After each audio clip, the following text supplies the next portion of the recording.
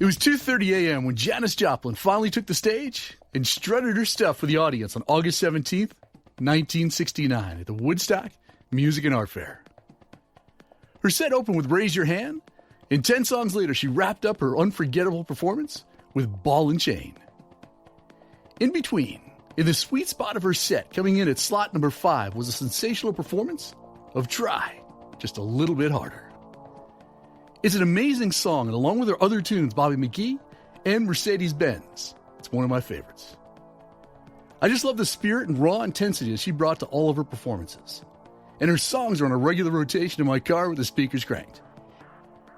And for the purpose of this message, I want to shine a bright light on the word try, on the significant role that trying harder plays in your life, and discuss the things that you must do in order to make the most of your life while there's still time on the clock. Now, we're all familiar with the phrase, I owe you, which means that you're indebted to someone for something. But what about you owe you? As in, what do you owe yourself? What are you indebted to do with this one life that you've been given? See, I'm of the belief that the greatest waste of untapped resources in this world is untapped human potential. Now, I'm talking about the hopes, the dreams, and the goals that don't translate into purposeful, goal-directed behavior.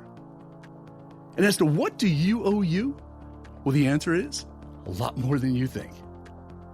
So you owe it to yourself to try just a little bit harder. And I'm talking about trying for that person's heart, for that new opportunity, for that chance that can turn everything around. You owe it to yourself to try just a little bit harder to face your fears, to overcome obstacles, and to do everything in your power to make your dreams come true. You owe it to yourself to try just a little bit harder, to pursue what you want with a passion so relentless and so unyielding that no obstacle or resistance force could hold you back from achieving it. You owe it to yourself to try and try again. That is what you owe you. Unfortunately, too many of us are obsessed with playing it safe by engaging in creative acts of protective posturing. We're unwilling to pay the steep price that success demands. And we go to great lengths, unbelievable measures to keep our walls up and to keep the possibilities of disappointment out. We mistakenly believe that this behavior protects us. We believe that by not trying, that we're acting wisely. How foolish and casually creating that belief is. But what we really never take the time to consider is the extent to which we're limiting, we're undermining and bullying ourselves by not even trying. We're actually conspiring to keep ourselves small and our lives insignificant. It's time to wake up to the reality that you owe you. You really are playing a high-stakes game of one and done, which means you have a moral obligation to at least try to make the most of this one life you've been given.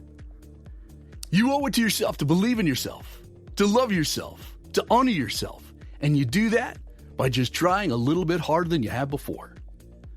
Now, you've got one bite of this apple called life, and it's time for you to go all in and start pursuing your big goals, your wild adventures, and your crazy dreams. Today, now check that. Right now is a good time for you to try harder, even though there's a distinct possibility of failure, setback, and suffering. It's time to change the way that you achieve your goals, and I created the 100-Day Challenge to show you how. Check it out at 100daychallenge.com.